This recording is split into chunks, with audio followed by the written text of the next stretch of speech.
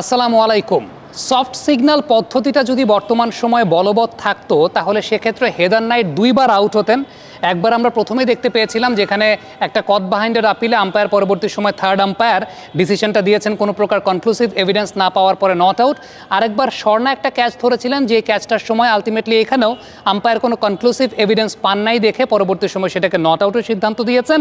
তবে যদি soft signal পদ্ধতিটার প্রবর্তন থাকতো বা এখন পর্যন্ত বলবৎ থাকতো তাহলে সেক্ষেত্রে দুবারই হেদার নাইট হয়তোবা আউটই হতেন। সফট সিগন্যাল বলতে বোঝায় হচ্ছে যখন কোনো একটা ডিসিশন আম্পায়ার তৃতীয় আম্পায়ারের কাছে যাচ্ছেন তার আগে আপনি খেয়াল করে দেখবেন যে গেল কদিন আগ পর্যন্ত আমরা এমনটা দেখতে পেতাম যে অনফিল্ড আম্পায়ার একটা সফট সিগন্যাল দিচ্ছেন, হয় সেক্ষেত্রে আউট দিচ্ছেন অথবা এরকম করে সিগন্যাল দিচ্ছেন যে নট আউট।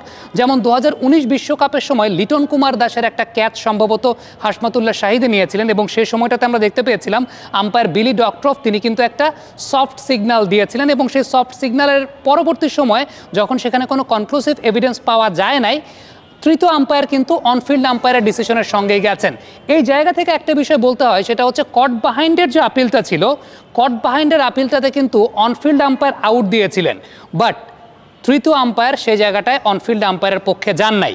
বর্তমান সময়ে আইসিসির যে প্রোটোকলটা আছে সেই প্রোটোকলটা হচ্ছে এরকম, যদি কোনো ডিসিশনের ক্ষেত্রে তৃতীয় আম্পায়ারের কাছে কনক্লুসিভ কোনো এভিডেন্স না থাকে তখন তৃতীয় আম্পায়ারের ব্যাটসম্যানের পক্ষে সেই কলটা দেবেন।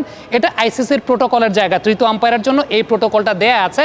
সেই প্রোটোকল অনুযায়ী আমরা বলতে পারি যে তৃতীয় আম্পায়ার বাংলাদেশের ক্ষেত্রে এই দুইটা ডিসিশন, যেহেতু তার কাছে মনে হয়েছে যে কনক্লুসিভ কোনো এভিডেন্স নাই, স্বর্ণার ক্যাচের ক্ষেত্রেও যদি চিন্তা করেন সেখানে যে 100% সেটা ক্যাচ হয়েছে নাকি হয় নাই, আমি বলছি না যে হয়েছে, 100% ক্যাচ হয়েছে নাকি হয় নাই সেই ব্যাপারে কোনো কনক্লুসিভ এভিডেন্স নাই। ঠিক তেমনিভাবে নিগার সুলতানা যদি যে ক্যাচটা ধরেছিলেন সেই ক্যাচটার সময়টাও যখন একদম জুম করা হয়েছে বলটাকে আলটিমেটলি ব্যাটে লাগার পর স্পাইক হয়েছে নাকি প্যাডে লাগার পর স্পাইক হয়েছে সেখানে কোনো কনক্লুসিভ এভিডেন্সের জায়গা নাই। কিন্তু অতীতে একটা সিস্টেম ছিল যেখানে অনফিল্ড আম্পায়ার তার ইনস্টিংক্ট থেকে তিনি একটা ডিসিশন দিতেন, একটা সফট সিগন্যাল দিতেন যে তার কাছে চোখের দেখায় মনে হয়েছে এটা আউট নাকি নট আউট। তখন তৃতীয় আম্পায়ারের কাছে যদি কনক্লুসিভ এভিডেন্স না থাকতো তখন তিনি অনফিল্ড আম্পায়ারের সিদ্ধান্তের সঙ্গে যেতেন। এই সিস্টেমটা বাতিল করা আমার কাছে মনে হয় যে আইসিসির একেবারেই উচিত হয় নাই। এর পেছনে কারণটা আমি বলি, ধরেন ওই যে উইকেটটা একদম প্রথম ওভারের দিকে যে উইকেটটা যেখানে কট বাহাইন্ডের আপিলটা করা হয়েছে, অনফিল্ড আম্পায়ার তো সেখানে আউট দিয়েছেন, অনফিল্ড আম্পায়ার সেখানে আউট দিয়েছেন। এরপর যখন তৃতীয় আম্পায়ার তার কাছে কোনো কনক্লুসিভ এভিডেন্স থাকছে না, প্রযুক্তি যেটা আপনাকে দেখাচ্ছে সেটা কখনো অ্যাকুরেট হয় না। ঠিক এই ব্যাপারটা সফট সিগন্যালটা আসলে কেন প্রবর্তন করা হয়েছিল তার ইতিহাসটা বলি। বহু বছর আগে টনি গ্রেগ বিখ্যাত কমেন্টেটর তিনি একটা এক্সপেরিমেন্ট করেছিলেন, যে এক্সপেরিমেন্টটাতে তিনি একটা ক্যাচ নিয়েছিলেন যেটা একটা এরকম লো ডাউন ক্যাচ ছিল, এরকম একটা লো ডাউন ক্যাচ নিয়েছিলেন।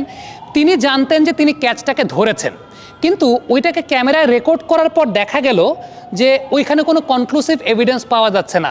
মনে হচ্ছে যে হয়তো বলটা মাটিতে পড়েছে, আঙ্গুলটা বলের নিচে নাই, এরকম একটা মানে প্রবলেম মনে হচ্ছিল বা একটা ঝামেলা মনে হচ্ছিল, যে প্রযুক্তি থেকে একদম পরিপূর্ণ কোনো তথ্য পাওয়া যাচ্ছিল না। কিন্তু টনি গ্রেগ জানছিলেন যে তিনি ক্যাচটা ধরেছেন। যেমন ধরেন এই ক্যাচটা, মানে এইখানে যদি এখন আমি একটা ক্যাচ নেই, আমি জানি যে আমি ক্যাচটা ধরেছি, কিন্তু যে সময়টাতে ক্যামেরায় আপনি দেখছেন আপনার কাছে মনে হতে পারে যে এই জায়গায় কোনো কনক্লুসিভ এভিডেন্স নাই, আপনার কাছে সেটা মনে হতে পারে যে কোনো কনক্লুসিভ এভিডেন্স নাই, কিন্তু আমি জানি যে আমি ধরেছি। এই কাল তো বাড়ি যাব, বাসের টিকিটটা কেটে দিও। আচ্ছা নিও। উফ, আবার বলে নিও। সাথে যখন নিও তখন বিল পে, ফান্ড ট্রান্সফার অথবা সেভিংস সবই হবে টেনশন ফ্রি। আপনি বলেন দিও, এমটিভি বলে নিও। এটার কারণটা হচ্ছে আমরা বাস্তবিক অর্থে যে জিনিসটা দেখছি বা বাস্তবিক অর্থে আমার চোখের সামনে যেটা ঘটছে এটা হচ্ছে একটা 3 ডাইমেনশনাল ভিউ, কিন্তু আপনি যখন ক্যামেরায় দেখছেন, আপনি যে সময়টা ক্যামেরায় দেখছেন আপনি দেখছেন 2 ডাইমেনশনাল ভিউ। এর মধ্যে একটা 1 ডাইমেনশনাল ডিফারেন্স থাকে, যেটা প্রযুক্তিতে আপনি যেটা দেখছেন বা ক্যামেরায় আপনি যেটা দেখছেন সেটা সবসময় 100% অ্যাকুরেট হয় না, বা সেটা সবসময় 100% অ্যাকুরেট হওয়ার কোনো চান্স নেই। এই কারণেই অনফিল্ড আম্পায়ারের যে সিদ্ধান্তটা, মানে অনফিল্ড আম্পায়ার যেটাকে দেখছেন সেই সিদ্ধান্তটা হচ্ছে 3 ডাইমেনশনাল ভিউ।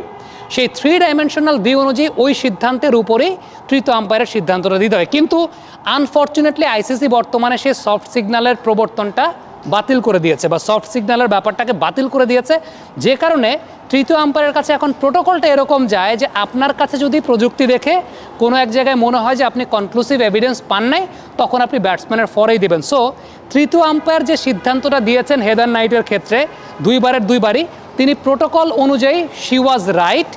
কিন্তু যদি এই জায়গাটায় আইসিসির আগের নিয়ম অনুযায়ী সফট সিগন্যালটার ব্যাপার থাকতো, দুটা ক্ষেত্রেই হেদার নাইট আউটই হতেন বলে আমার কাছে মনে হয়। কারণ একটা তো আম্পায়ার ডিসিশন দিয়েই দিয়েছেন অনফিল্ড আম্পায়ার ডিসিশন দিয়েই দিয়েছেন আউট। সো আলটিমেটলি এখানে সফট সিগন্যালেরও ওই রকম জায়গা নেই, কারণ অনফিল্ড আম্পায়ার ডিসিশন দিয়েছেন। আর দ্বিতীয়টা, স্বর্ণা যে ক্যাচটা নিয়েছেন, আমার কাছে মনে হয় অনফিল্ড আম্পায়ার যদি থাকতেন, অনফিল্ড আম্পায়ার সেক্ষেত্রে আউটের একটা সফট সিগন্যাল দিয়ে দিতেন, যেটা আমার কাছে মনে হয়েছে। এখন ওই যে আবার ব্যাপারটা বলছিলাম যে ধরেন এরকম কোনো একটা ক্যাচ আমি নিয়েছি, কিন্তু প্রযুক্তিগতভাবে আপনার কাছে ওইখানে তো এত জুম করে না, ক্যামেরা একটু দূরে নাও, আপনার কাছে যেটা মনে হতে পারে প্রযুক্তি দেখে যে আরে বল হয়তো বা মাটিতে কোনো একভাবে টাচ করেছে, কিন্তু সত্যি কথা বলতে আমি জানি বা 3 ডাইমেনশনাল বা সামনাসামনি যারা দেখছে তারা জানে যে আমি এই ক্যাচটাকে নিয়েছি।